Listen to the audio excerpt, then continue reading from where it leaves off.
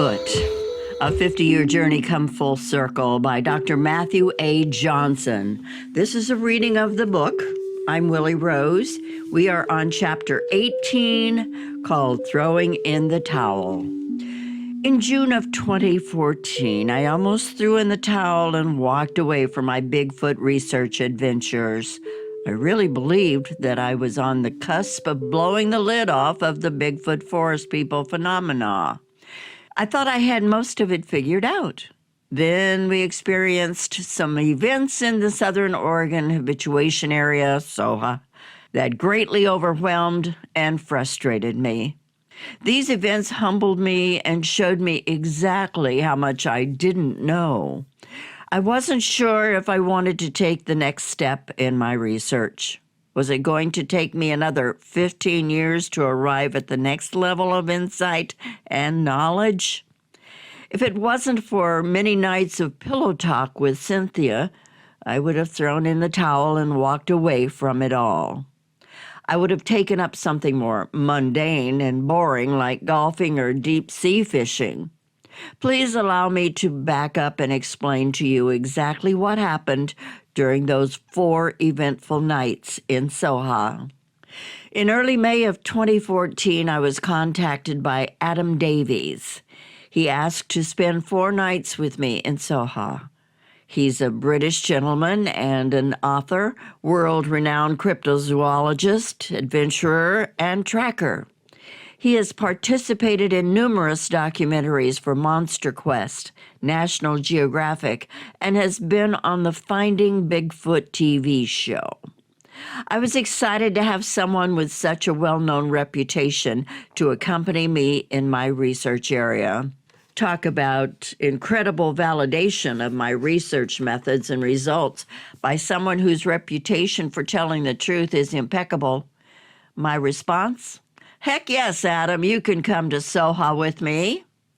Once Adam received the green light from me that he could come to Soha, he then asked if he could bring a friend of his along. My heart sank, because if his friend was an a-hole, I would have to say no. His name was John Carlson, and he lives in New Jersey. Adam told me that he has known John for a long time and that they're good friends. He also shared that he's a paranormalist and very interested in the Bigfoot forest people phenomena. I called John, vetted him, and approved him to come along with Adam. John is a true gentleman, courteous, friendly, and has a wonderful sense of humor. As time passed, I grew more and more excited about hosting Adam and John in Soha. Just before Adam flew over from England to the west coast of the United States, we had a Skype session, and he informed me that he was going to be spending time at a well-known Bigfoot research center on the Olympic Peninsula, west of Seattle, Washington. Then he was going to spend 4 nights with me at Soha. Finally, he was going to spend a few more nights at a well-known research area in Northern California and then return home to England. With bold confidence during our Skype session, I told Adam, "Let me tell you exactly how your trip to the West Coast is going to play out." He looked a little caught off guard by my statement, but appeared curious to hear what I had to say. He said, "Okay." So I proceeded to share my bold and confident prediction with him.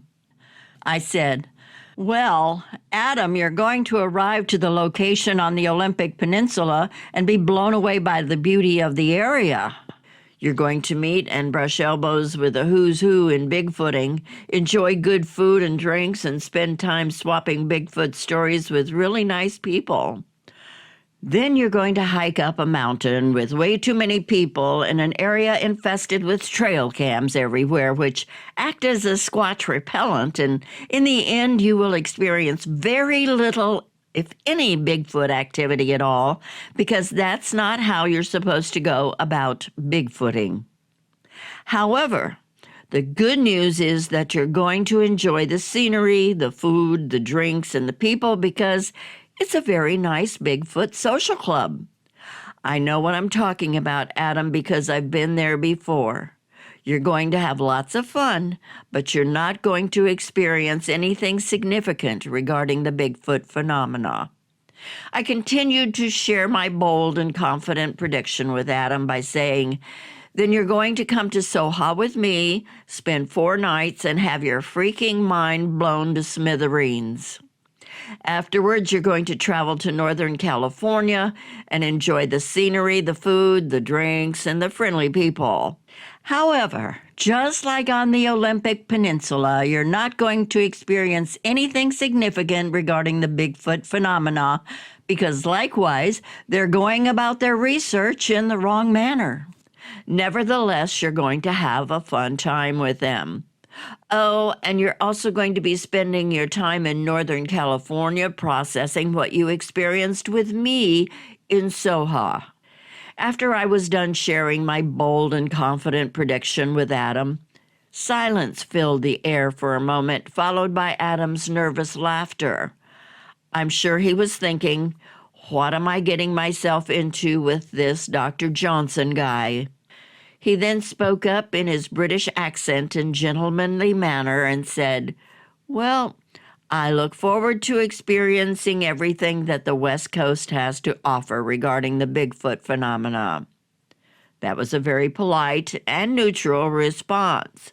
However, at this point in time, I must say that after Adam returned home after his West Coast Bigfoot tour to the United States, he said to me, Matt, you called my Bigfoot trip to the West Coast 100% spot on. The trip played out exactly the way you predicted it would. I will never forget my time in Soha for the rest of my life.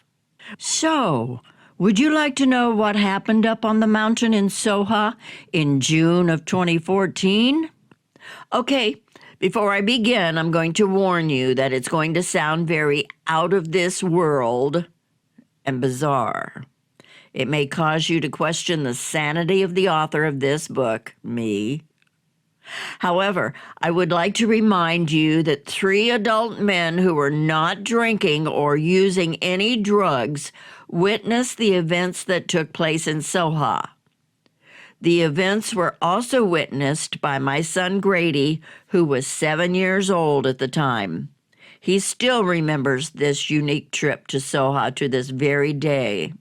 Finally, the events in Soha were witnessed by Atlas, the official mascot of Team Squatchin' USA. But he's dead now, so he can't talk about it. I know. Sick humor. Hey, I love that little dog and miss him very much.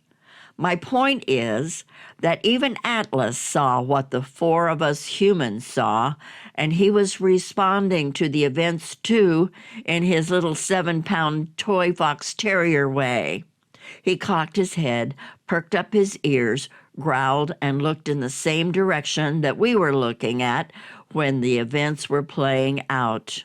Canine confirmation. Additionally, we talked to Cynthia on the phone each night, and Adam, John, and I shared our experiences with her as the weekend unfolded. Adam and John had completed their visit to the well-known Bigfoot Research Center on the Olympic Peninsula and drove their rental car over to our home in Puyallup, Washington. I had cooked up some ribeye steaks for dinner and invited Adam's wife at that moment in time, Lori Simmons, to join us. As predicted, Adam and John enjoyed the scenery, the food, the drink, and exchanging Bigfoot stories with the very nice people. However, nothing significant happened regarding the Bigfoot phenomena. Adam stated, I made a grunt sound and I heard a grunt back. Cynthia and I looked at each other, smiled. We silently acknowledged to one another, wait till he goes to Soha. Too funny. The next morning, we took the honorary pictures outside in the driveway. The 3 adult men, acting like little boys, posed for our pre-expedition pictures. We had a fun time and laughed a lot. With the photography obligations out of the way, I proceeded to drive 8 hours south to Southern Oregon, Keeping with tradition, we began our time in Grants Pass, Oregon, with a late lunch at the Black Bear Diner on 6th Street. Then we drove to the Albertsons grocery store on the other side of the Rogue River in South Grants Pass in order to purchase our supplies. We drove through the Dutch Brothers coffee stand to get our caffeine fix, and then on up to the mountaintop and the Soha base camp. The drive to Soha is a very precarious experience. The road is overgrown with vegetation, guaranteed to thoroughly scratch up the outside of one's vehicle. On occasion, the vegetation grabbed a hold of my side mirrors and ripped them off of my Suburban. Also, the road is full of very deep ruts that make the road impassable for most vehicles except for those with four-wheel drive and high clearance. Finally, the decaying road is on the side of a very steep mountain and will undoubtedly collapse under the weight of a heavy vehicle sometime in the near future. In short, the trip to Soha is on a road less traveled.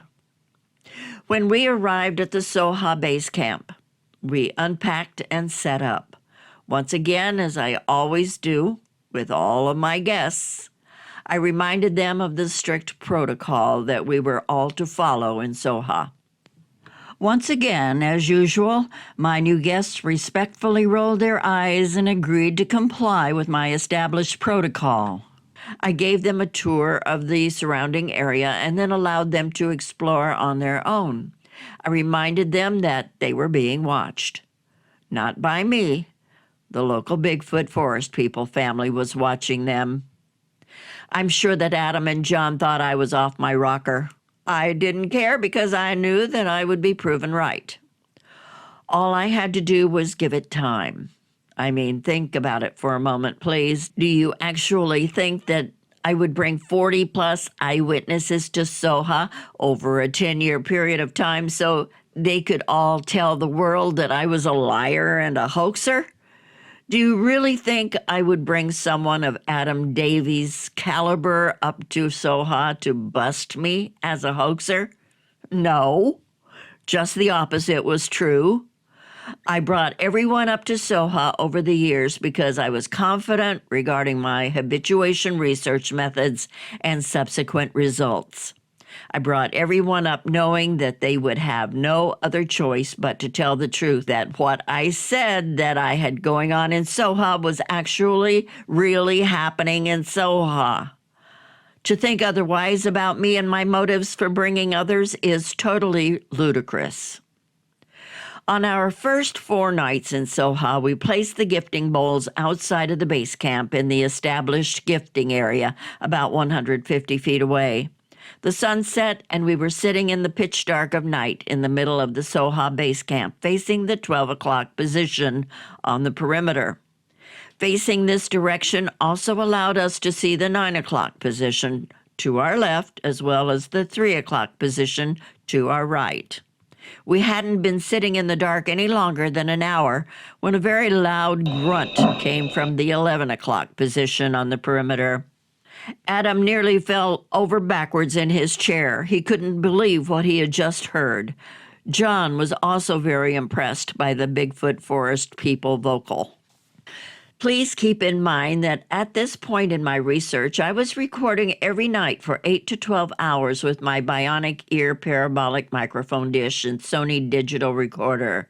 I have posted a plethora of audio clips from our 4 nights in Soha on my Team Squatchin USA channel at soundcloud.com. I've also posted our testimonial videos from this trip on my Team Squatchin USA channel at youtube.com. In other words, you can hear Adam's response to the grunt on the perimeter. You can also hear what happened during the remaining nights in Soha. In short, despite how crazy the rest of what I'm about to write in this chapter sounds to you, it all really happened. It truly did. I don't lie and I don't hoax. 4 credible humans experienced the events. The events were documented with audio recording, like circumstantial evidence. None of it was hoaxed. Also, the reader needs to keep in mind that there's a theoretical difference between myself and Adam as to how the Bigfoot forest people are perceived. Adam is still stuck in the old school approach and thinks of them as descendant of Gigantopithecus. To be fair to Adam, I also thought this way during the first 10 years of my research. It's the traditional theoretical model that's crammed down the throats of all who are new to Bigfooting. By this time, 3 years earlier in 2011, I had made the official leap from the old school theoretical approach to the orientation that the North American Indians have been right all along. The Bigfoot species are a people. I refer to them as the Bigfoot forest people. We were dealing with a sentient being, not a dumb giant mountain ape only capable of grunting. They talk, sing, hum, make geometric designs, live in family groups, and belong to clans, etc. That's why Adam was mainly interested in hearing grunts, because dumb giant mountain apes grunt. He was not buying into the fact that the Bigfoot species were a people of the forest. He was politely humoring me because of his mindset. Anyway, back to the story. The rest of the first night was filled with occasional vocals, bipedal walking, silhouettes, and eye glow. As usual, I played my music on the perimeter and also sang some songs. I introduced myself to the local Bigfoot family by saying, "My name is Matt. Matt. My name is Matt." I would tap my own chest when I would say my name. Then Adam and John took turns introducing themselves while tapping their own chests while saying their names. The cool thing is that I have one of the Bigfoot forest people saying, "Adam," after he said his name. For the record, I have them recorded over 15 times saying my name, Matt. Go to SoundCloud.com, type in Team Squatchin' USA, and listen to days and days worth of audio recordings. Please start with the oldest recording first and move forward from there. The next morning, we checked out the gifting bowls at sunrise.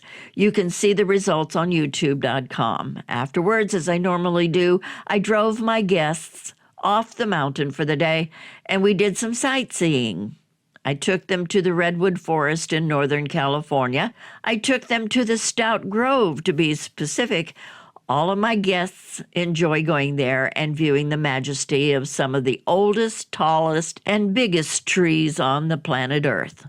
Besides, the area is very squatchy and gets Bigfooting juices flowing. As usual, we ate one big meal off the mountain, shopped for our evening snacks and fresh breakfast supplies, and then returned to the Soha Base Camp for the second night. It's very important to note that while I drove the 2 hours to our destination, as well as the 2 hours back from our destination, both Adam and John were napping in the Suburban. Obviously, I was not allowed to nap while I was driving.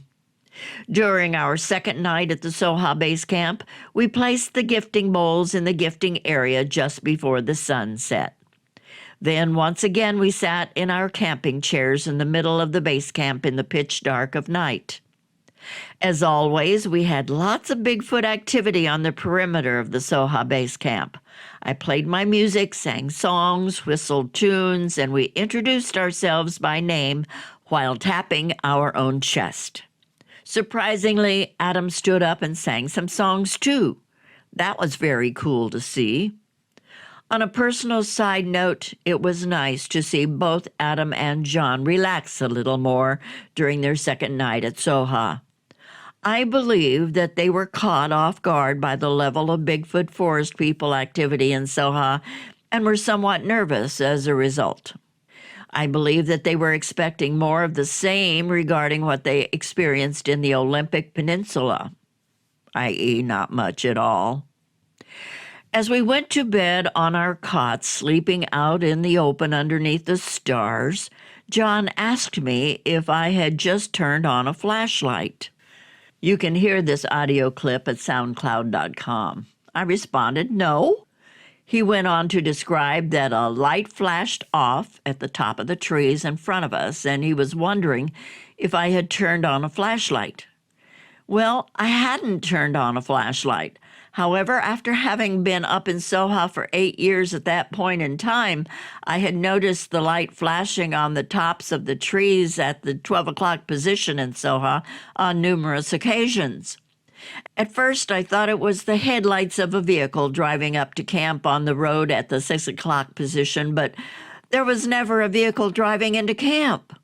Eventually, I simply grew to accept that the flashing white light on the top of trees at Soha was just an anomaly that would go unsolved. After all, as I was experiencing and learning in Soha over the years, Bigfoot research began to involve anything and everything but the expected. Please buckle up. The ride is about to get a little bumpy from this point on. After the second active night in Soha, we retrieved the gifting bowls at sunrise. You can see the results on youtube.com. We snacked on our fresh breakfast supplies, and then we went off the mountain for another day of tourist sightseeing. Let all attendees to Soha utter these words. Matt is the best doggone host that anyone could ever have while visiting Southern Oregon, unquote. Although I've seen these tourist sightseeing spots 100 times, I always enjoy seeing my guests' face light up when they visit the spots for the first time and witness their mystery, majesty, and beauty. It never gets old for me to bring pleasure to my guests and friends.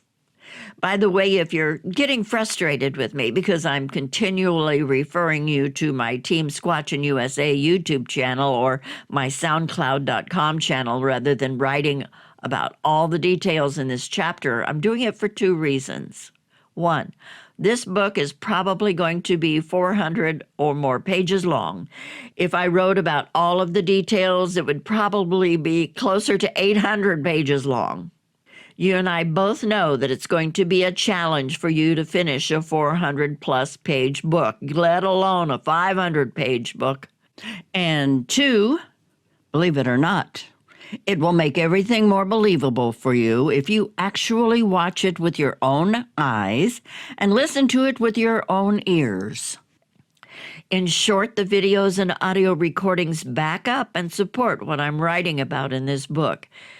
If you're interested in pursuing the truth and confirming the truth, then you'll take the time to watch the videos and listen to the audio recordings in order to supplement what you're reading in my book.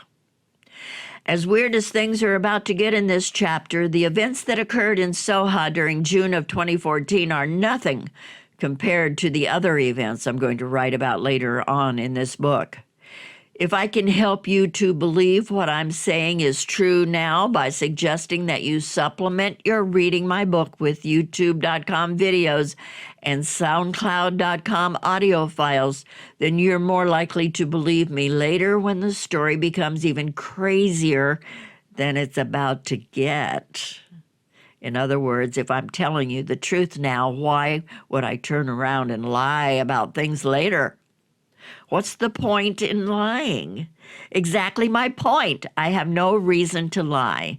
I have consistently and steadfastly told the truth from the day my family encountered a Bigfoot on the mountainside above the Oregon Caves National Monument Park on July 1st, 2000. I have absolutely no other motivation than to continue to tell the truth. Once again, that's why I supplement everything I do with multiple witness testimonies and circumstantial evidence. During the second day off the mountain, I took Adam and John to the Oregon House of Mystery, otherwise known as the Oregon Vortex. It's a place worthy of your time to visit if you're ever passing through Southern Oregon. At this location, there is a magnetic vortex that swirls around nonstop. We took their 1-hour tour and enjoyed all of the various points of interest and education inside the Oregon Vortex.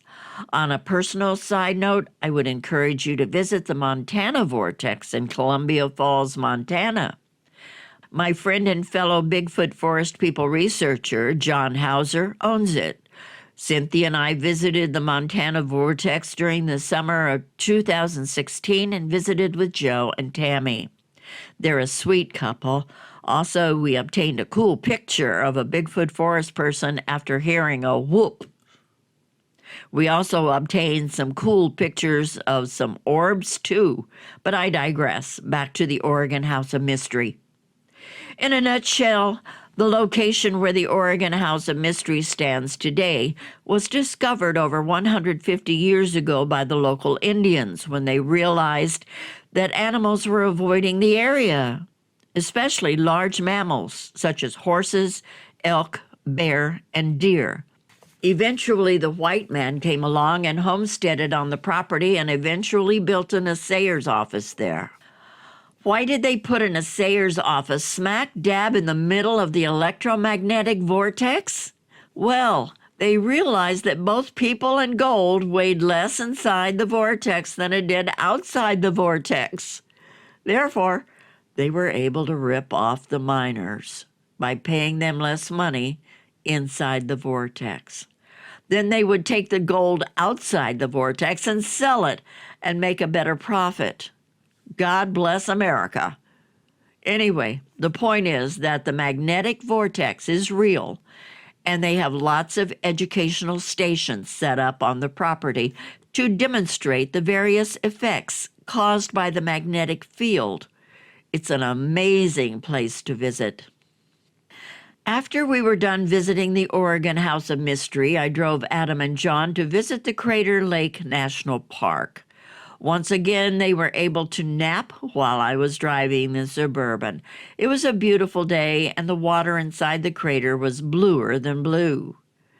Mount Manzama blew its top about 5,700 BC with a force supposedly 42 times greater than that of Mount St. Helens in May of 1980.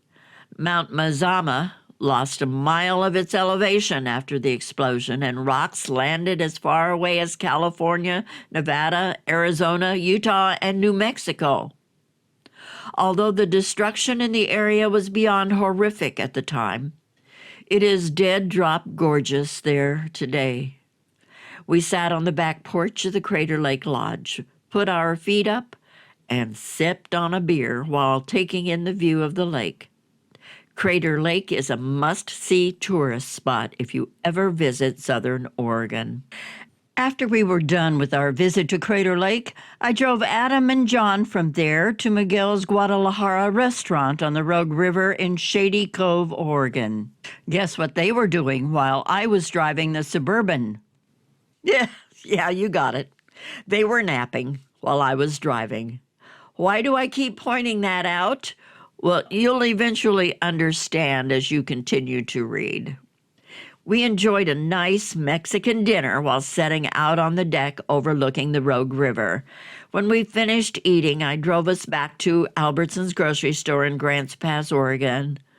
Yes, they were napping while I was driving. After we purchased our goodies from the Albertsons grocery store for our third night up on the mountain, we drove through the Dutch Brothers coffee stand, obtained our drug of choice, and got high on caffeine as we drove back up to the mountaintop and the Soha base camp. Needless to say, everyone was tuckered out because we spent over 6 hours on the road going to and from our various destinations earlier that day. The caffeine in my Annihilator coffee drink at least was able to keep me awake until around 1 a.m. later on that night. Given all the driving that I did during the 3 days, most people wouldn't have been able to stay up until 9 p.m. The truth is, all of the driving I had been doing during the 3-day period was catching up with me. I almost resorted to using toothpicks to keep my eyelids open. I was seriously dead tired. After we returned to the Soha base camp on the third night, I had to rush to prepare the gifting bowls for delivery before the sun went down. We got them out in time just before dark and returned to the base camp for another night of experiencing the Bigfoot forest people in the pitch dark of night. However, I noticed a difference on this third night regarding Adam's and John's behaviors.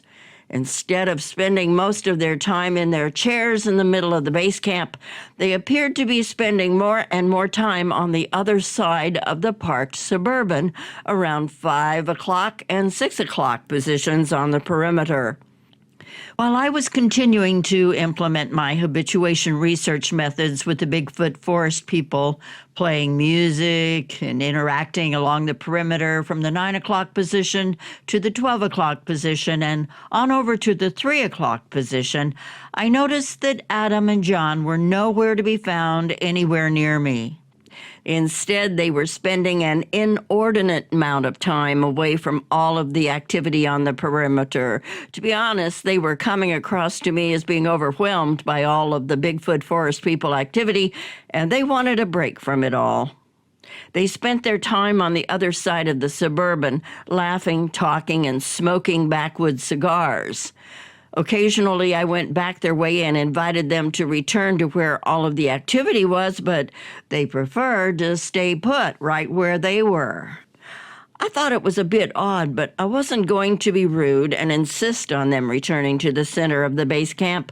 If they needed a break from all of the activity, well, then they needed a break. Around 11 p.m. on that third night, Adam and John were yelling at me to come join them on the other side of the Suburban.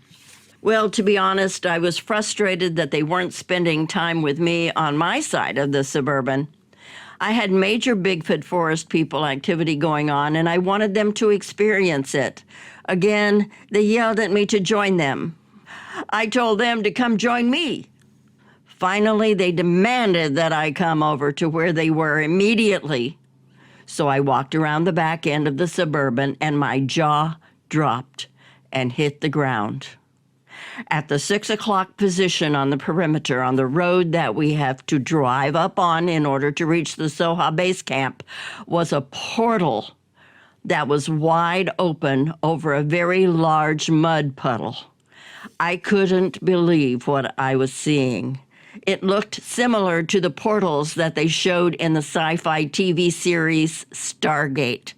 It was about 10 to 12 feet in diameter. What I saw was a completely different world than ours. It was a world with a red sky and dark, scraggly vegetation. Adam asked, "What the hell is that?" I said, "I have no idea. I've never seen that up here before. What did you guys do?" Adam and John explained to me that they were having a fun time talking and joking and had inadvertently made their way down toward the mud puddle when a sparkly light began to appear. Then eventually it looked like a blind opened up, and the next thing they noticed was the portal. At that time, we all described what we were looking at to confirm that we were all seeing the same exact thing. A world with red sky and dark, scraggly vegetation. Suddenly, John said, "What are those things?" Adam and I looked a little closer, and then we saw them too. There were what appeared to be 2 3-foot-tall, dark beings with glowing red eyes. We later referred to them as guardians of the portal. They seemed to be just standing there near the portal and didn't appear to me to be malevolent or up to no good, as Adam and John would later describe them to be. We shined a flashlight on the portal and it shut it down. Everything was gone. I walked back over to the regularly occupied area of the Soha base camp to spend more time with the Bigfoot Forest people. After all, that's exactly why we were there, right? I invited Adam and John to return with me, but they opted to stay back in the 6 o'clock area. I played some more music and enjoyed seeing the silhouettes, eye glow, and hearing the vocals. After a short while, Adam and John were summoning my presence back to the 6 o'clock position on the perimeter. I walked around the back of the Suburban, and the portal was open again. I asked, "How did you open it up?" They told me that they didn't know how they opened it up. All they did was walk down in the direction of the portal again, and it opened all by itself. We shined a flashlight on it, and it shut down again. This time, I stayed there with them as we stood closer to the portal area. Then I finally saw what they had been talking about. There were sparkling lights which opened up like a shade into the portal. We saw the two guardians again, who appeared to me to be minding their own business. We shined the flashlight on the portal again, and it all disappeared again.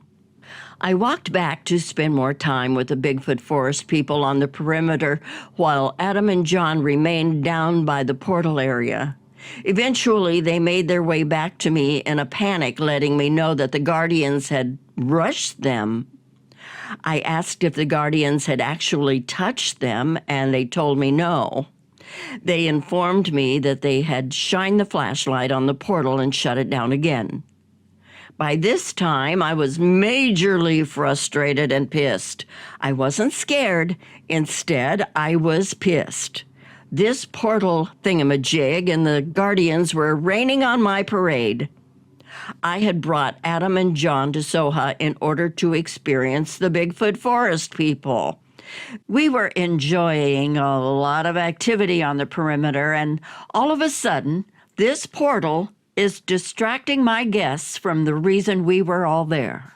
I understand that some of you think that the portal is a more significant discovery than interacting with the Bigfoot Forest people. However, that's not the way I was viewing it at the time. I brought Adam and John up to Soha to vet and verify my research, not to discover an interdimensional portal. Having been up in Soha for 8 years already, I was not worried about the portal or the guardians. I figured that the portal and guardians had been there the whole time I had been there. I also realized at that point in time why the white light had been flashing on the top of the trees at the 12 o'clock position for all of those years.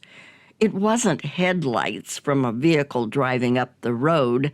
Rather, the white light flashing off the trees at the 12 o'clock position had to have been coming from the portal opening and closing.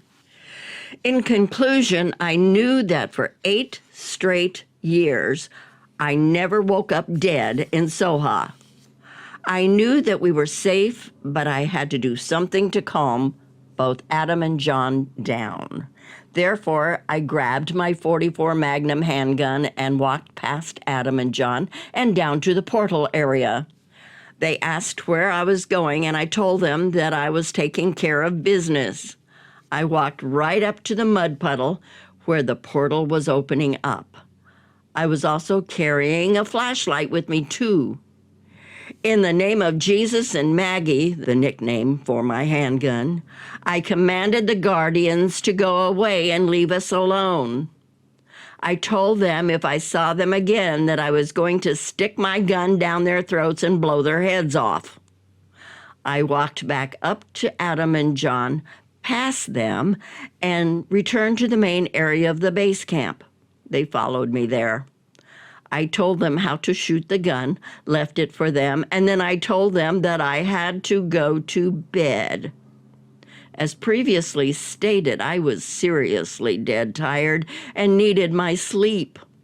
I encouraged Adam and John to go to sleep too, but they were worried that the guardians would attack us in our sleep. At this point, I would like to address all of you who are already familiar with my story and the rest of you who are reading about my story for the first time and wondering the same thing. How could you go to sleep at a time like that? Well, as I already wrote on the previous pages, I had been driving my guests around for 3 straight days. On the first day, I drove 8 hours from Puyallup, Washington, down to Grants Pass, Oregon, while my guests napped in the Suburban. On the second day, I drove a total of 5 hours while my guests slept in the Suburban. On the third day, I drove a total of 6 hours while my guests napped in the Suburban. Guess what? I was going to have to drive my guests around on our fourth day too, while they most likely napped. Finally, I was going to have to drive for 8 hours all the way back from Grants Pass, Oregon to Puyallup, Washington. So, I'm not sure what some of you don't understand about the fact that I didn't get to catch up on sleep after multiple late nights while I was driving for 3 straight days. But I was exhausted and I needed to sleep. Also, as previously stated, up to that point in time, I had been up in Soha for 8 straight years and managed to wake up alive every morning. Based on the flashing light off the top of the trees at the 12 o'clock position on the perimeter, I concluded that the portal had been there the whole time. If the portal and the guardians were dangerous, I would be dead 100 times over already. Therefore, we were absolutely in no danger at all. Once again, please go to soundcloud.com and listen to the audio recordings. On the 4th morning, we retrieved the gifting bowls at sunrise. Once again, we had some awesome results as the Bigfoot Forest people took some food items.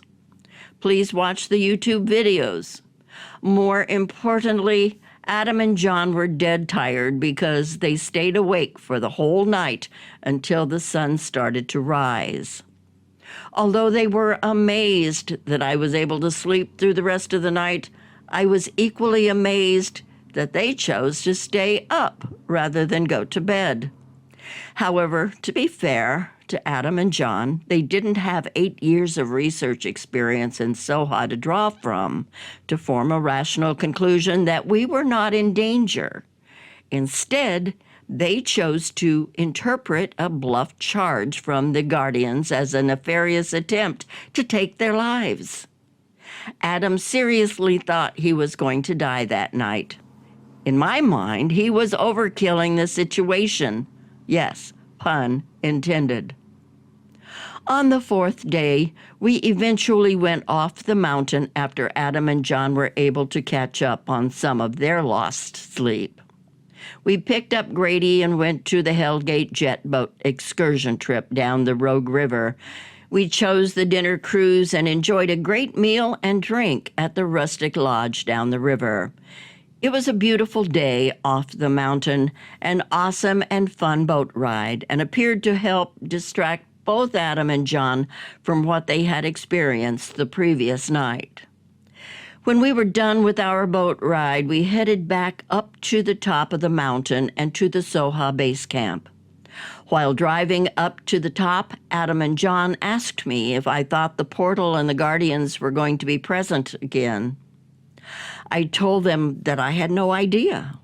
I reminded them that the portal and guardians were just as new to me as they were to them.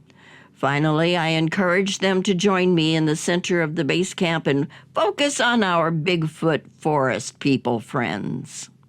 Upon our arrival, I had to hurry and put the gifting bowls together. At Adam's insistence, I put double-sided white tape on the outside of the gifting bowls. He was hoping to collect some hair samples. I complied with his request, and we placed the gifting bowls out in the gifting area. Upon our return to camp, Adam and John decided to take their chairs and set them up near the portal area at the 6 o'clock position. After a while, they called to me and informed Grady and I that the portal had opened up again. Grady was impressed. He said, "Dad, that's so cool." Grady and I observed Adam and John for a while, opening the portal and then closing it with the flashlight. Opening the portal and then closing it with the flashlight. Grady whispered to me, "Dad, they're acting like 2 scared little girls." I responded to Grady, "Son, you need to keep in mind that you've been coming to Soha with me since you were 2 years old. Based on your experiences, you know that we have nothing to fear up here. On the other hand, this is Adam's and John's first trip to Soha. This is only their 4th night up here. You need to cut them some slack because they don't know any better. Grady agreed. Eventually, Grady and I went back to the center of the base camp and spent the rest of our time with our Bigfoot Forest people friends. Around 11 p.m., I informed Adam and John that Grady and I were going to bed. Once again, they couldn't believe that I was going to sleep. I encouraged them to go to bed too, but they responded in the same manner they did the previous night. They were afraid to go to bed because they feared for their lives and thought that the Guardians had a nefarious plan and that they would attack us in our sleep. While I was sleeping, Seska visited me in a dream. He informed me that the portal had been there the whole time and that the Guardians weren't going to hurt anyone. He said that they were there to make sure that none of us tried to go through the portal. He said that the Guardians were simply doing their job. Finally, he shared that bright white light shuts down the portal because it's a safety mechanism built into the portal to keep humans out at night. He reminded me that most humans travel through the forest with bright white lights on at night. For example, flashlights, headlamps, headlights on cars, motorcycles, and quads. He said that the Guardians were frustrated by my friends because they kept on opening and closing the portal like two young kids playing around with a garage door opener. The next morning, as the sun rose, we collected the gifting bowls one final time. Adam found fingerprints on the white double-sided tape. He also found what he thought was a possible Bigfoot Forest person hair sample, but it turned out to be one of Atlas's hairs. We packed up camp and dropped Grady off at his mother's home. Then Adam, John, and I drove to Herb's Diner in Grants Pass, Oregon. We enjoyed our breakfast and then shot an awesome testimonial video outside in the parking lot. Yes, this is where I encourage you to go watch my YouTube videos again. After all, they did an awesome job with their testimonials. Finally, for obvious reasons, they chose not to discuss their experience with the portal and the Guardians while we were shooting their testimonial video. But if you're sharp, you'll pick up on the fact that they both look dead tired. Well, now you know why. It's because they stayed up for 2 nights straight.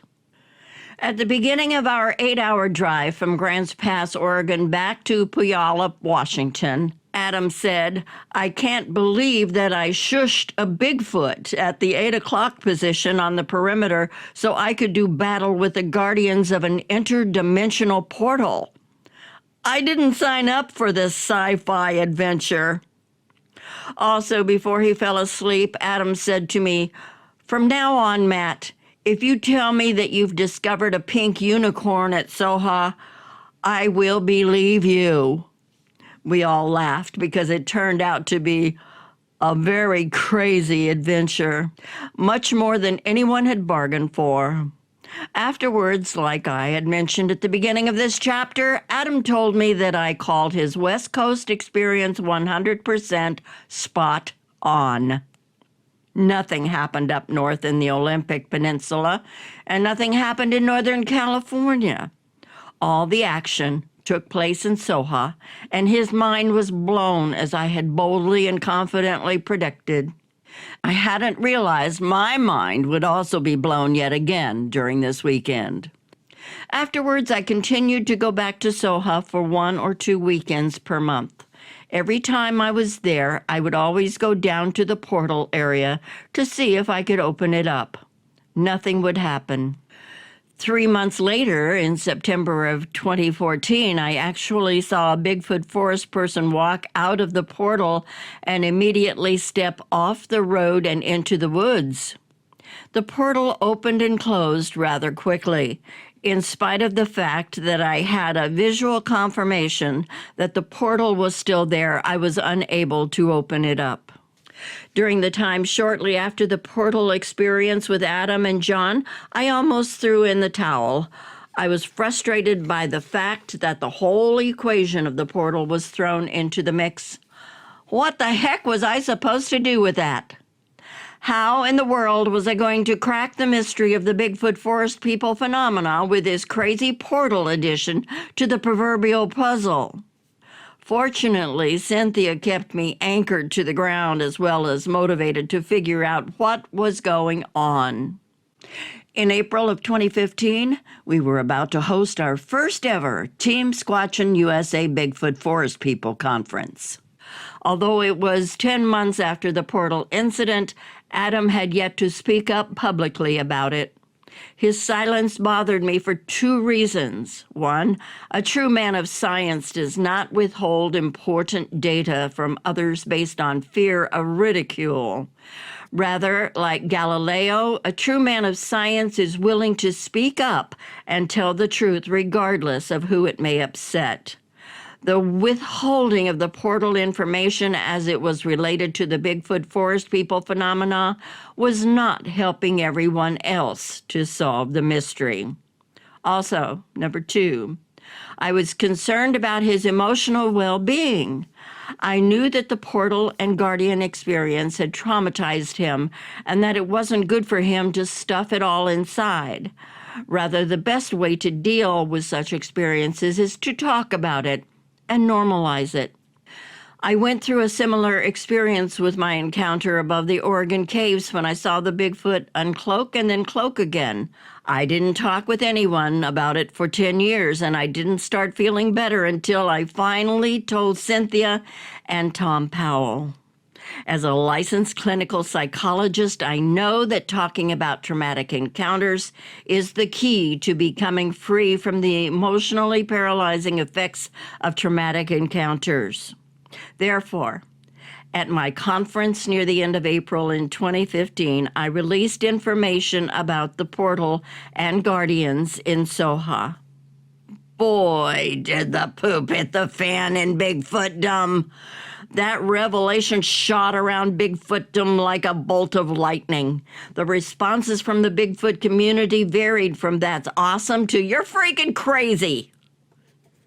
Immediately, the trolls and haters wanted proof. They were saying that I was making it all up. Although John Carlson spoke up immediately in our Team Squatchin' USA Facebook group and confirmed that the story was true, the trolls and haters were waiting to see some proof. After a while, I released my audio recordings. Once again, more people jumped on board the train of belief and acceptance, while the trolls and haters now shifted their focus to "we want to hear from Adam." Well, after some time, Adam finally spoke up and confirmed that it had all happened. He confirmed that the portal and guardians was a true story and that it was an experience that he wasn't expecting.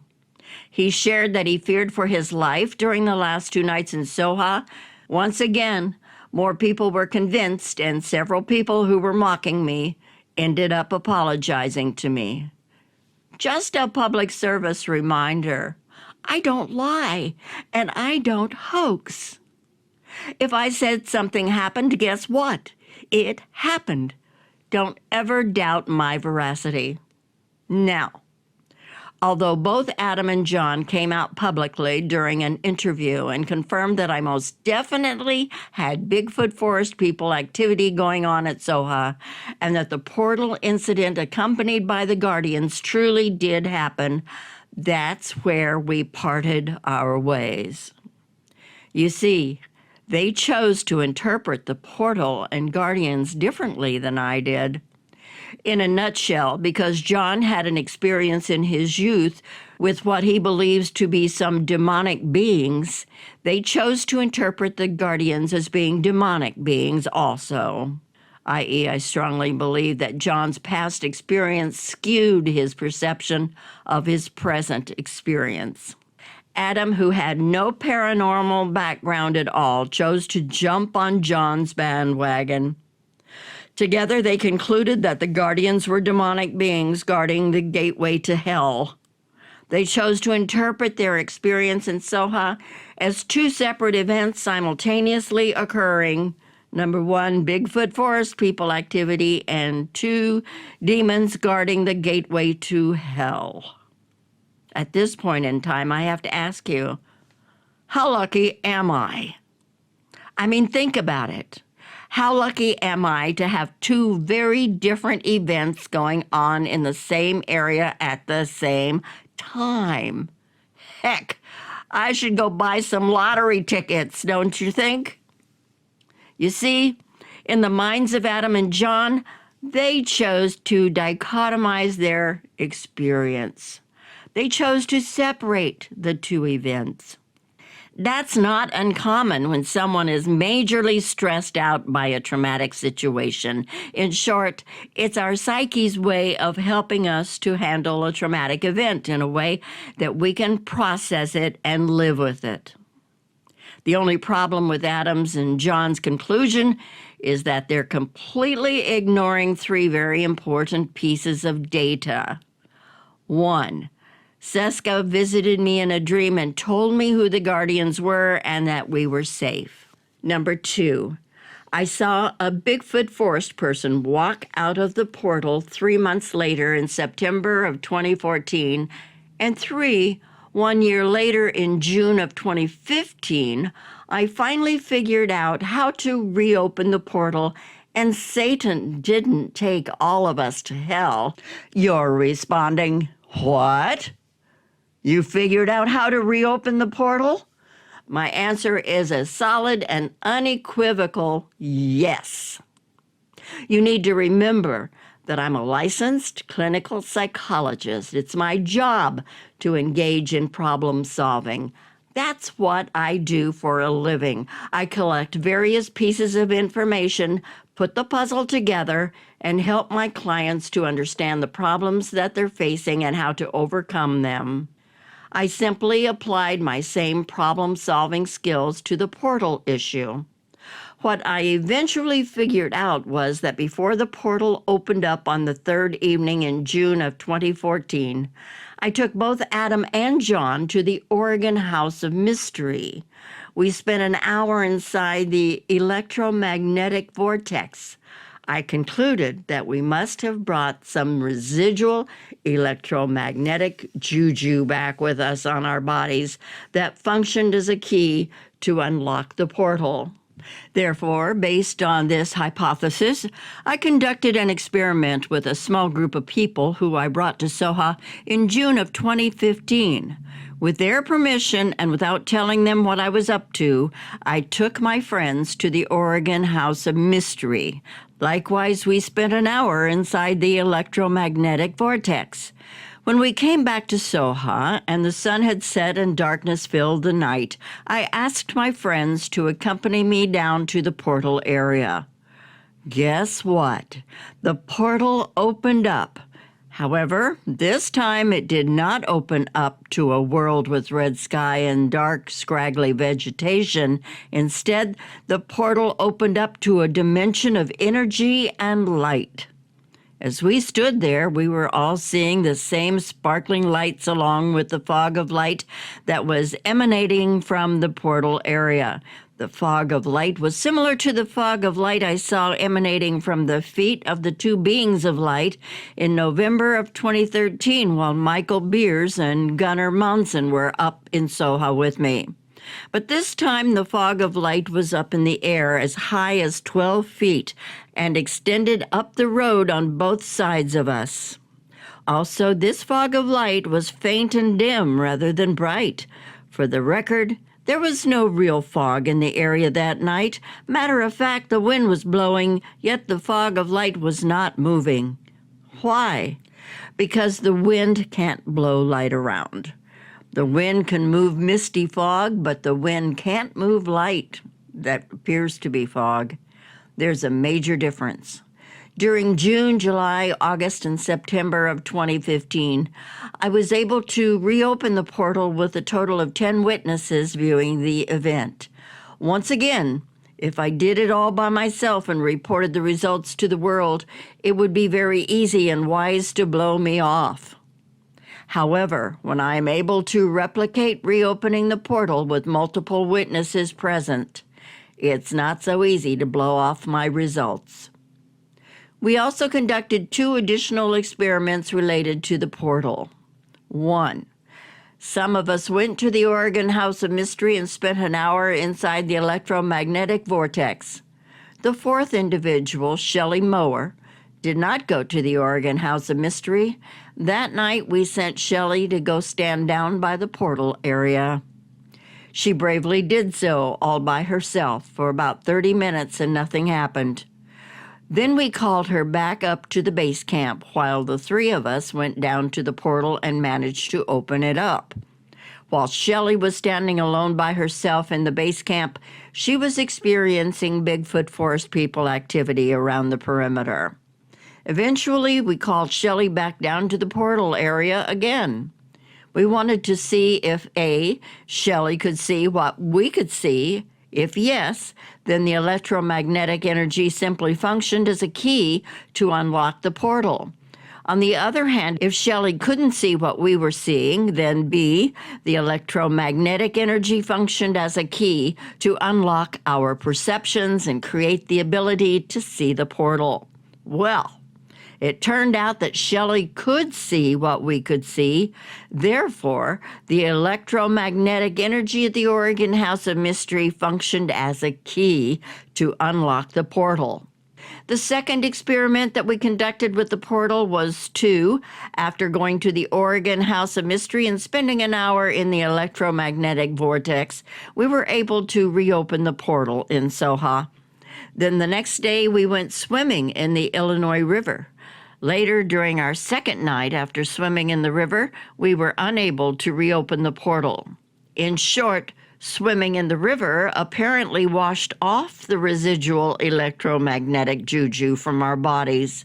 We were able to repeat both experiments successfully. When it comes to Adam and John's interpretation of who the guardians are and what the portal was, we will have to agree to disagree. I will say this much. I spent a total of 10 years in Soha, and I think that I might have a much better idea regarding what is going on up there than they do. I have much more experience and data to draw from in order to put the pieces of the puzzle together accurately and successfully. They only had 2 nights up there to draw upon to help them arrive at their conclusions. Although Adam is a world-renowned cryptozoologist, he is not an expert of Soha. He was a guest in my research area and lacked the data to formulate an accurate conclusion. I recently found out from some mutual friends that Adam had gone back up to Soha with some other individuals. He spoke about his trip at a recent conference in the state of Washington. Allegedly, they had 2 individuals who were utilizing night vision equipment. Both of them saw a ball of orange light move through the forest while wearing their night vision equipment. The significant thing about that is that all you can see is a variety of green hues while utilizing night vision equipment. You're not supposed to see any other colors besides a variety of green hues. Yet these 2 individuals saw an orange ball of light moving through the forest in their separate night vision viewers at the same exact time. Apparently, some other activity happened up in Soha, including bipedal steps, silhouettes, and samurai chatter, like spoken language that sounds like Japanese samurai talking. However, they didn't reopen the portal, and no guardians dragged their research party off through the gates of hell. Just saying. In closing this chapter, I would like to say 2 very important things. 1, if anyone is going to go to Soha in an attempt to determine whether or not I'm telling the truth, they're going to have to replicate everything I did up there to the letter of the law regarding the implementation of my protocol. If they don't implement my protocol exactly the way I did, then they're comparing apples and oranges. They can neither confirm nor deny any of my research results. Also, 2, as previously stated, what happened in Soha is nothing compared to what you're about to read in the remainder of my book. In short, Soha was both a classroom for me as well as a classroom for the younger Bigfoot Forest people. Today, Based on present data, Soha has become outdated and irrelevant.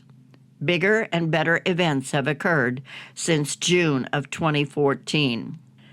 As you read the rest of my book, I'll be taking you down the same rabbit hole that the Bigfoot forest people took me down. I'm going to remind you of the fact that anything short of producing a body, like direct evidence, means that no one can prove that the Bigfoot forest people actually exists. Once again, I'm not endorsing the pro-kill philosophy. Matter of fact, as previously stated in my book, humans can't kill the Bigfoot forest people. Anyone who claims to have killed a Bigfoot forest person is a liar. You'll find out later why. I'm not suggesting that we attempt to kill one, which can't be done. I'm merely reminding you that we will never have direct evidence to provide to the world to prove their existence. Therefore, we only have both circumstantial evidence and eyewitness testimonies to draw upon to arrive at our conclusions about the Bigfoot forest people. For the record, many court cases over the years have been settled based solely on circumstantial evidence and eyewitness testimony without any direct evidence being provided. Likewise, that's the only way that the Bigfoot forest people phenomena is ever going to be settled. With all of the above stated, I've provided you with both circumstantial evidence and eyewitness testimonies that verify that I'm telling you the truth. Why would I change my ways now? Why would I lie to you now? In other words, while we continue to slide down the rabbit hole together, please buckle up and hang on. Together we will end up in the land of truth. By the time you're done reading my book, as I promised Adam Davies before he visited Soha, your mind is going to be blown. However, when the dust settles, you're going to have your answers regarding 1, who are the Bigfoot, 2, where are they from, and 3, why are they here? That's the end of chapter 18. Wasn't that fun? We move on to chapter 19 in the next volume. It's called Dead Man Walking. You're listening to the reading of Bigfoot, A 50-Year Journey Come Full Circle, written by Dr. Matthew A. Johnson. I'm Willi Rose.